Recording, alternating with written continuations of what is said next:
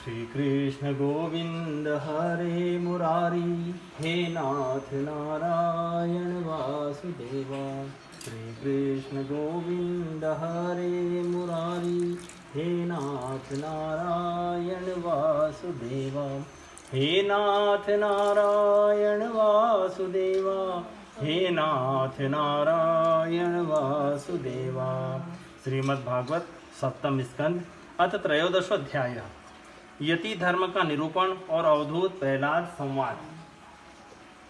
नारदवाच कल्पस्त्ववेवं परिव्रज्य देहमात्रावशेषितः ग्रामे करात्र विधिना निरपेक्षचरेन्महीं विभ्रयाद यद्य सौवासः कोऽपि नाच्छादनं परं त्यक्तं न दण्डलिङ्गादेरन्यत किञ्चिदनापदि एक एव चरेद भिक्षुरात्मा रामो न पाश्रयः सर्वभूतसुहृच्छान्तो नारायण परायणः।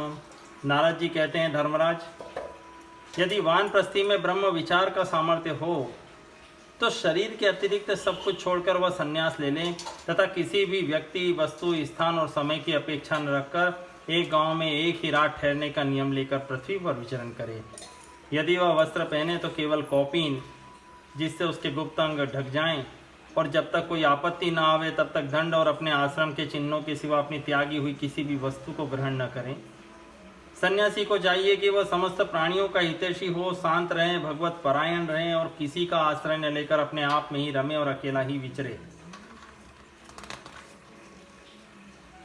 पश्येदात्मन्यदो विश्वं परे सदसतो व्यये आत्मानं च परं ब्रह्म सर्वत्र सदसन्मये सुप्त प्रबोधयो संधावात्मनो गतिमात्मदृक् पश्य बंधं च मोक्षं च या माया मात्रं न वस्तुतः नाभिनन्देद ध्रुवं मृत्युर्ध्रुवं वास्य जीवितं कालं परं परीक्षेत भूतानां प्रभवाप्ययं नासच्छ्रास्तेषु सज्जेत नोपजीवेत जीविकां वादवादांस्त्यजेत तर्कान् पक्षं कं च न संश्रयेत न शिष्याननुबध्नीत ग्रंथानेवाव्यसेद बहून् न व्याख्यामुपयुञ्जीत नाम्भानारभेत क्वचित् न यतिराश्रमप्रायो धर्महेतुर्महात्मनः शान्तस्य समचित्तस्य विव्रयादुत वा त्यजेत अव्यक्तलिङ्गो व्यक्तार्थो मनुष्योन्मत्त बालवत् कवि मूर्खवदात्मानं न दृष्टया दर्शयेन्नृणाम् अत्राप्युदाहरन्ति ममितिहासं पुरातनं प्रह्लादस्य च संवादं मुनेराजगरस्य च तं शयानं धरोपस्थे कावेर्या संयसानुनि रजस्वले स्तनूदेशेर्निगूढामलतेजसं ददर्श लोकान् विच्चरलोकं तत्त्वविवित्सया वृत्तोत्मात्ये कतिपये प्रह्लादो भगवत्प्रियः। इस संपूर्ण विश्व को कार्य और कारण से अतीत परमात्मा में अध्यस्त जाने और कार्य कारण स्वरूप इस जगत में ब्रह्म स्वरूप अपने आत्मा को परिपूर्ण देखे। आत्मदर्शी सन्यासी सुसुप्ति और जागरण की संधि में अपने स्वरूप का अनुभव करे और बंधन तथा मोक्ष दोनों ही केवल माया है, वस्तुतः कुछ नहीं, ऐसा समझे। न तो शरीर की अवश्य होने वाली मृत्यु का अभिनंदन करे और न अनिश्चित जीवन का। केवल समस्त प्राणियों की उत्पत्ति और नाश के कारण काल की प्रतीक्षा करता रहे। असत्य अनात्म वस्तु का प्रतिपादन करने वाले शास्त्रों से प्रीति न करे। अपने जीवन निर्वाह के लिए कोई जीविका न करे। केवल वाद विवाद के लिए कोई तर्क न करें और संसार में किसी का पक्ष न लें।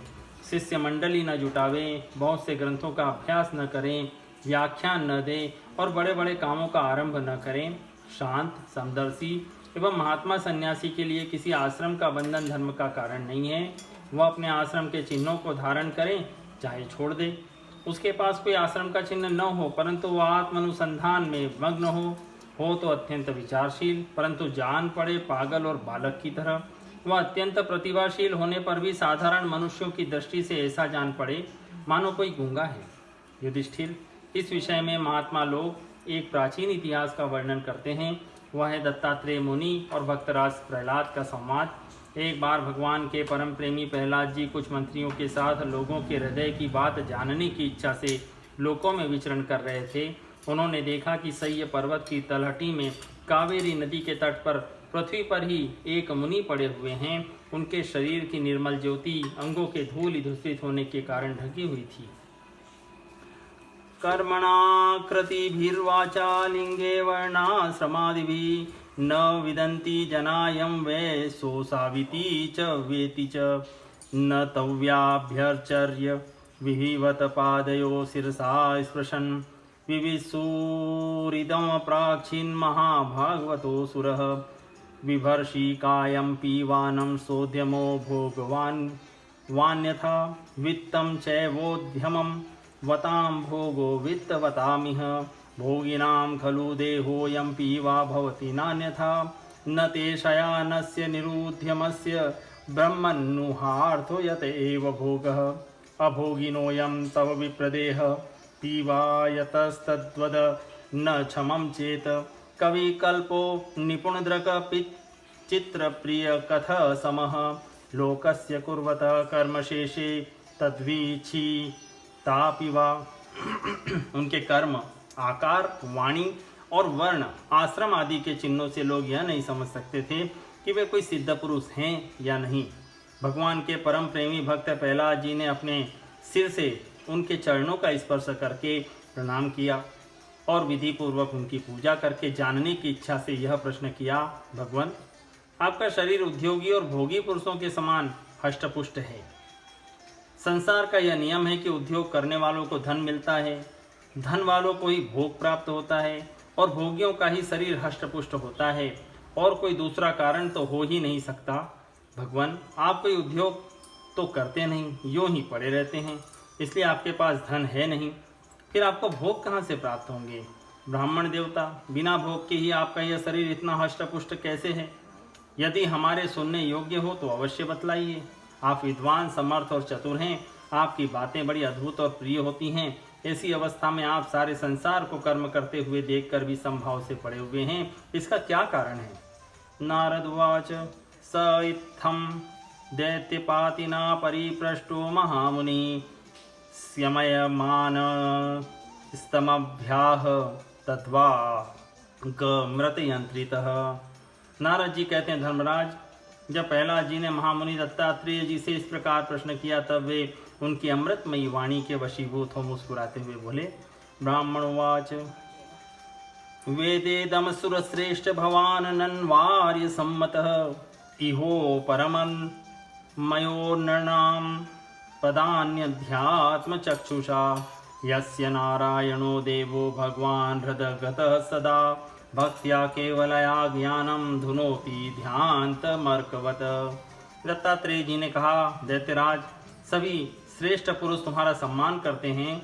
मनुष्यों को कर्मों की प्रवृत्ति और उनकी निवृत्ति का क्या फल मिलता है, यह बात तुम अपनी ज्ञान दृष्टि से जानते ही हो। तुम्हारी अनन्य भक्ति के कारण देवादिदेव भगवान नारायण सदा तुम्हारे हृदय में विराजमान रहते हैं और जैसे सूर्य अंधकार को नष्ट कर देते हैं वैसे ही वे तुम्हारे अज्ञान को नष्ट करते रहते हैं।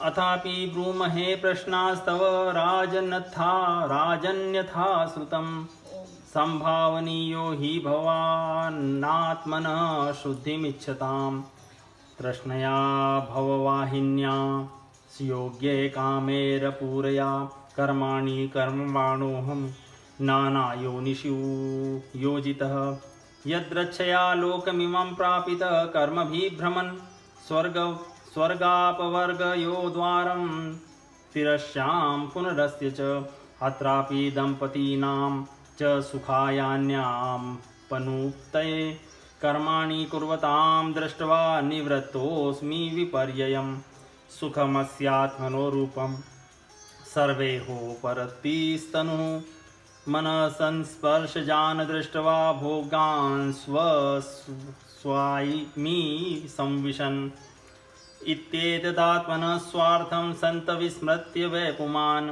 विचित्रामसति द्वैते घोरामाप्नोति संसृतिं जलं तद्दुधवैच्छन्नं हित्वाज्ञो जलकाम्यया मृगतृष्णामुपावावेध यथान्यत्रार्थद्रगस्वतः देहादिभिः देवतन्त्रेरात्मनः सुखमीहतः दुःखात्यन्त्ययं चानिशस्य क्रियामोघा कृता।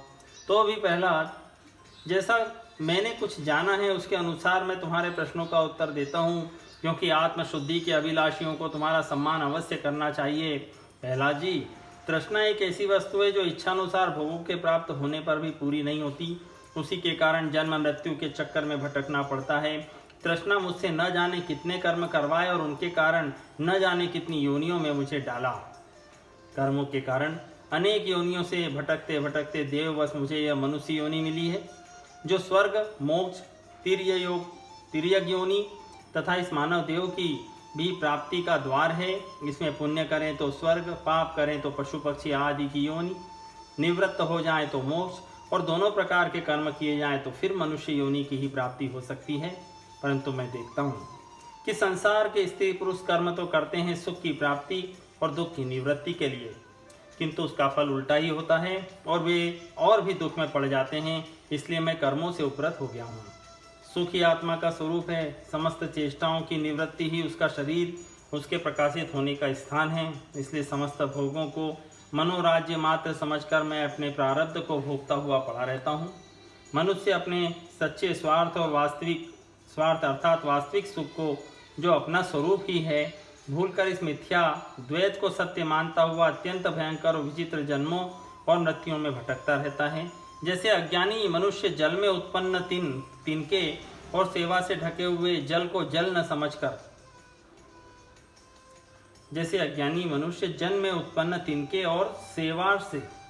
ढके हुए जल को जल न समझकर जल के लिए मृग तृष्णा की ओर दौड़ता है, वैसे ही अपनी आत्मा से भिन्न वस्तु में सुख समझने वाला पुरुष आत्मा को छोड़कर विषयों की ओर दौड़ता है। प्रहलाद जी, शरीर आदि तो प्रारब्ध के अधीन है। उनके द्वारा जो अपने लिए सुख और पाना और दुख मिटाना चाहता है, वह कभी अपने कार्य में सफल नहीं हो सकता। उसके बार बार किए हुए सारे कर्म व्यर्थ हो जाते हैं।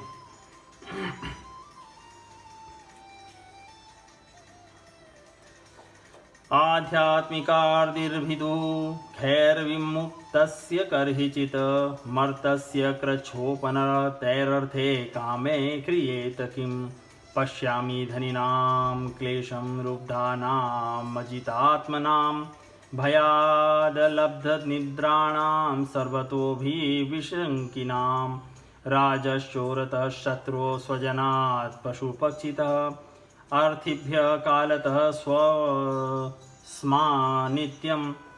प्राणार्थवद्भयं शोकमोहभयक्रोधरागक्लेशश्रमादयः यन्मूलास्नूर्णां जय्यात् स्पृहा प्राणार्थयोर्बुधः मधुकारमहासर्पो लोकेऽस्मिन्नो गुरुत्तमो वैराग्यं परितोषं च प्राप्ता यच्छिक्षया वयं विराग सर्वकामेभ्यः शिक्षितो मे वधूव्रतात् कृच्छाप्तं मधुवदवित्तं हत्वाप्यन्नो हरेत्पतिम् अनिह परितुष्टात्मा यद्रक्षोपनदादहं नो चेच्छये बहुहानि महाहिरिव सत्त्ववान् क्वचिदल्पं क्वचिद् भूरि भुञ्जेन्नं स्वादु स्वादु वा क्वचिद् भूरि गुणोपेतं गुणहीनमुत क्वचित् श्रद्धयोपाहतं क्वापि कदाचिन्मानवर्जितं भुञ्जे भुक्वात् कस्मिंश्चिद दिवानक्तं यद्रच्छया। मनुष्य सर्वदा शारीरिक, मानसिक आदि दुखों से आक्रांत ही रहता है। मरणशील तो है ही। यदि उसने बड़े श्रम और कष्ट से कुछ धन और भोग प्राप्त कर भी लिया है तो क्या लाभ है। लोभी और इंद्रियों के वश में रहने वाले धनियों का दुख तो मैं देखता ही रहता हूँ। भय के मारे उन्हें नींद नहीं आती, उन पर सब पर उनका संदेह बना रहता है। जो जीवन और धन के लोभी होते हैं वे राजा, चोर, शत्रु, स्वजन, पशु, पक्षी, याचक और काल से, यहाँ तक कि कहीं मैं भूल न कर बैठूं, अधिक न खर्च कर दूं, इस आशंका से अपने आप को सदा डरते रहते हैं। इसलिए बुद्धिमान पुरुष को चाहिए कि जिसके कारण शोक, मोह, भय, क्रोध, राग, कायरता और श्रम आदि का शिकार होना पड़ता है, उस धन और जीवन की स्पृहा का त्याग कर दे। इस लोक में मेरे सबसे बड़े गुरु हैं अजगर और मधुमक्खी। उनकी शिक्षा से हमें वैराग्य और संतोष की प्राप्ति हुई है। मधुमक्खी जैसे मधु इकट्ठा करती है, वैसे ही लोग बड़े कष्ट से धन संचय करते हैं, परंतु दूसरा ही कोई उस धन राशि के स्वामी को मारकर उसे छीन लेता है। इससे मैंने यह शिक्षा ग्रहण की कि विषय भोगों से विरक्त ही रहना चाहिए। मैं अजगर के समान निश्चेष्ट पड़ा रहता हूँ और देववश जो कुछ मिल जाता है उसी में संतुष्ट रहता हूँ, और यदि कुछ नहीं मिलता तो बहुत दिनों तक धैर्य धारण कर यूं ही पड़ा रहता हूँ। कभी थोड़ा अन्न खा लेता हूँ तो कभी बहुत, कभी स्वादिष्ट तो कभी नीरस बेस्वाद, और कभी अनेकों गुणों से युक्त तो कभी सर्वथा गुणहीन। कभी बड़ी श्रद्धा से प्राप्त हुआ अन्न खाता हूँ तो कभी अपमान के साथ, और किसी किसी समय अपने आप ही मिल जाने पर कभी दिन में, कभी रात में, और कभी एक बार भोजन करके भी दोबारा कर लेता हूँ। क्षौमम दुकूल मजिनम चीरम वल्कलमेव वा वसेन्यदपि संप्राप्तं दिग्भुक तुष्टधीरहं क्वचिच्छये धरोपस्थे तृणपर्णाश्म भस्मभूसु क्वचित् प्रसाद पर्यंके कशिपो वा परेच्छया क्वचित् स्नातोनुलिप्तांग सुवासास्त्रव्यलंकृतः रथे भाष्वेश्चरे क्वापि दिग्वासाग्रहवद् विभो नाहं निन्दे न च स्तौमि स्वभाव विश्वं जनम् एतेषां श्रेयम् आशासे उत्तेकात्म्यं महात्मनि विकल्पं जुहुयाच्चित्तौ तामनस्यर्थ विभ्रमे मनोवैकारिके हुत्वा तन्मायायां जुहोत्यनु आत्मानुभूतो तां मायां जुहुयात् सत्यद्रङ्गमुनि ततो निरीहो विरम्येत स्वानुभूत्यात्मनि स्थितः स्वात्मवृत्तं मयेत्थं ते सुगुप्तमपि वर्णितं व्यपेतलोकशास्त्राभ्यां भवान् हि भगवत्परः। मैं अपने प्रारब्ध के भोग में ही संतुष्ट रहता हूँ, इसलिए मुझे रेशमी या सूती, मृगचर्म या चीर, वलकल या और कुछ जैसा भी वस्त्र मिल जाता है वैसा ही पहन लेता हूँ। कभी मैं पृथ्वी, घास, पत्ते, पत्थर या राख के ढेर पर ही पड़ा रहता हूँ, तो कभी दूसरों की इच्छा से महलों में पलंग और गद्दों पे सो लेता हूँ। दैत्यराज कभी नहा धोकर शरीर में चंदन लगाकर सुंदर वस्त्र, फूलों के हार और गहने पहन रथ, हाथी और घोड़े पर चढ़ के चलता हूँ, तो कभी पिशाच के समान बिल्कुल नंग धड़ंग विचरता हूँ। मनुष्य के स्वभाव भिन्न भिन्न होते हैं, अतः न तो मैं किसी की निंदा करता हूँ और न स्तुति ही। मैं केवल इनका परम कल्याण और परमात्मा से एकता चाहता हूँ। सत्य का अनुसंधान करने वाले मनुष्य को चाहिए जो नाना प्रकार के पदार्थ और उनके भेद विभेद मालूम पड़ रहे हैं उनको चित्त वृत्ति में हवन कर दे। चित्त वृत्ति को इन पदार्थों के संबंध में विविध भ्रम उत्पन्न करने वाले मन को सात्विक अहंकार में, और सात्विक अहंकार को मैं तत्व के द्वारा माया में हवन कर दे। इस प्रकार ये सब भेद विभेद और उनका कारण माया ही है, ऐसा निश्चय करके फिर उस माया को आत्मानुभूति में स्वाहा कर दे। इस प्रकार आत्म साक्षात्कार के द्वारा आत्मस्वरूप में स्थित होकर निष्क्रिय एवं उपरत हो जाएं। प्रहलाद जी, मेरी यह आत्मकथा अत्यंत गुप्त एवं लोक और शास्त्र से परे की वस्तु है। तुम भगवान के अत्यंत प्रेमी हो, इसलिए मैंने तुम्हारे प्रति इसका वर्णन किया है। नारदवाच धर्मं पारमहंस्यं वै मुने श्रुत्वा सुरेश्वर पूजित्वा ततः प्रीत आमंत्र्य प्रययो गृहम्। नारद जी कहते हैं, महाराज, प्रहलाद जी ने दत्तात्रेय मुनि से परमहंसों के इस धर्म का श्रवण करके उनकी पूजा की और फिर उनसे विदा लेकर बड़ी प्रसन्नता से अपनी राजधानी के लिए प्रस्थान किया। इति श्रीमद्भागवते महापुराणे पारमहंस्यां संहितायां सप्तम स्कंदे युधिष्ठिर नारद संवादे यति धर्मे त्रयोदशोऽध्याय संपूर्णम्।